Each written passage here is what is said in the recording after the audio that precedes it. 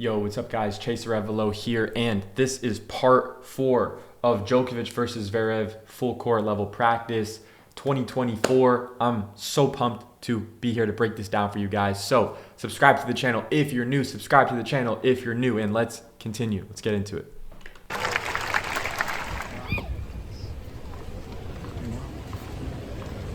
Wish I was 8 years old to give me an autograph. That's a weird thing for this guy to say. I wish I was 8 years old so this guy could give me an autograph. That's wild. That's a crazy thing to say.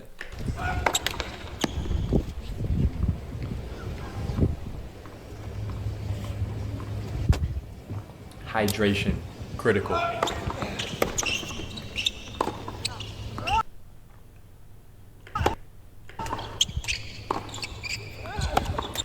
So look, pay attention to Zverev's backhand here.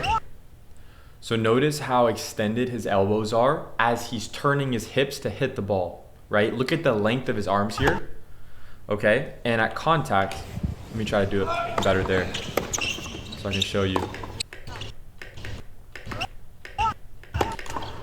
So as you can see there, his backhand, he keeps his elbows really extended.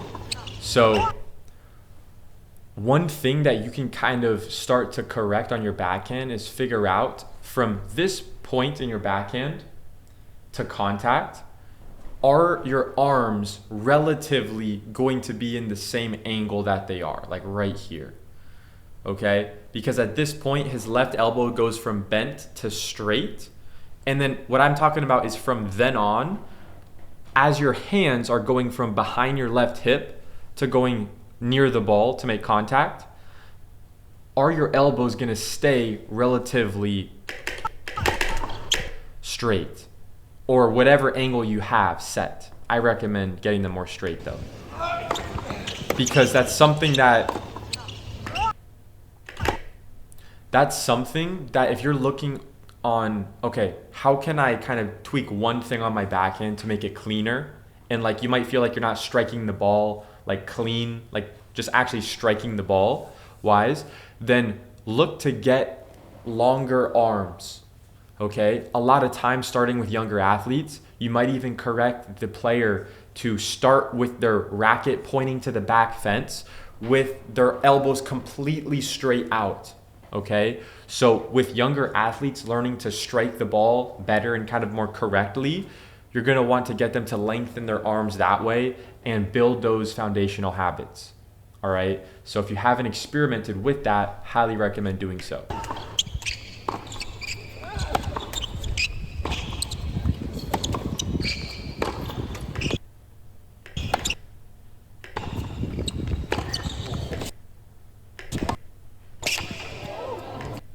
Zverev did a great job keeping that ball low. So Djokovic went cross-court approach shot here. Now, in general, what's the rule, right? I'm going to go cross-court if I can hit a winner. If not, I'm going to go down the line on the approach. So, look, Djokovic could have potentially won that point, but he did kind of break that rule there, right? And also, it's like you're hitting a slice.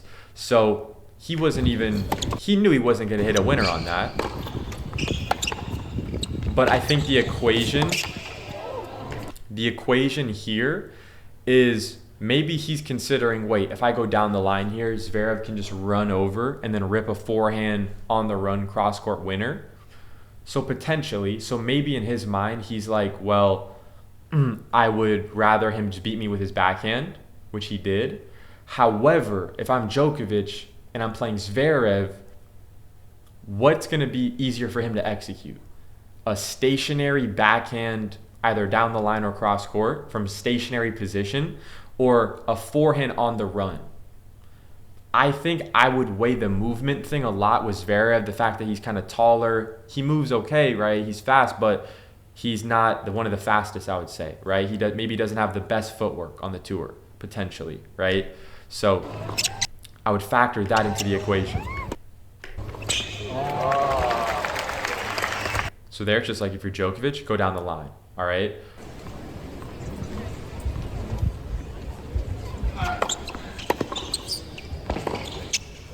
Great job getting the ball back deep. Djokovic hit it back deep as well. You can do that.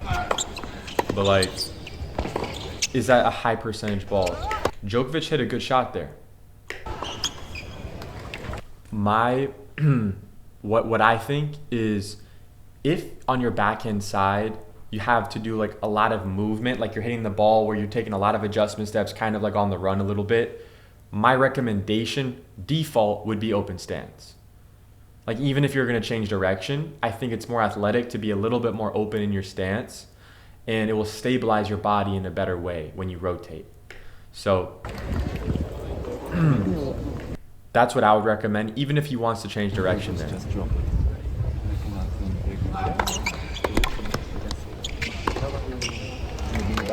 Notice he went cross court on the swing volley because he could hit a winner.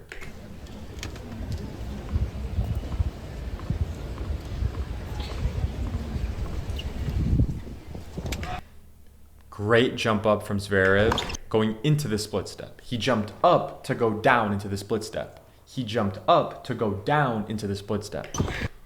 Pushed off the right foot, made contact, then the left foot touches the ground. Copy that for yourself on your return.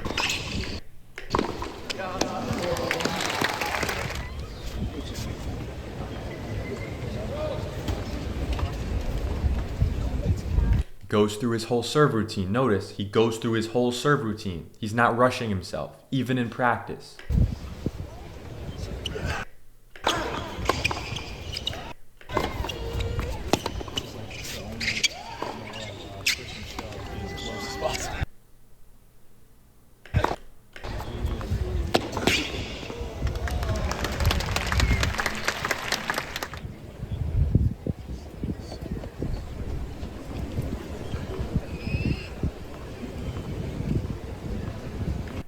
Notice the width of Djokovic's stance.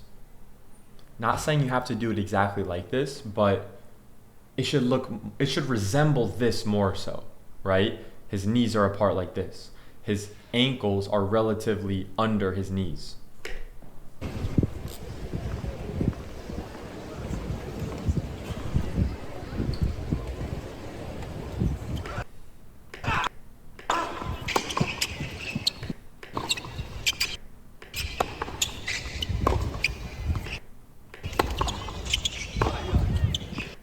Notice Novak Djokovic keeps his left hand on the throat of the racket until he lets go.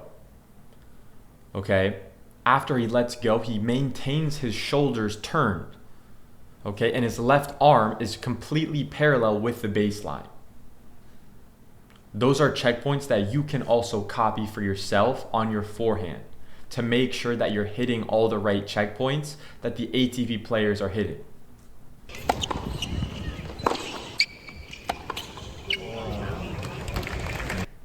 Okay guys, that's it for this video. If you have any questions, drop them in the comments below. If you got any value out of this video, subscribe to the channel, and I will see you in the next video. Take care.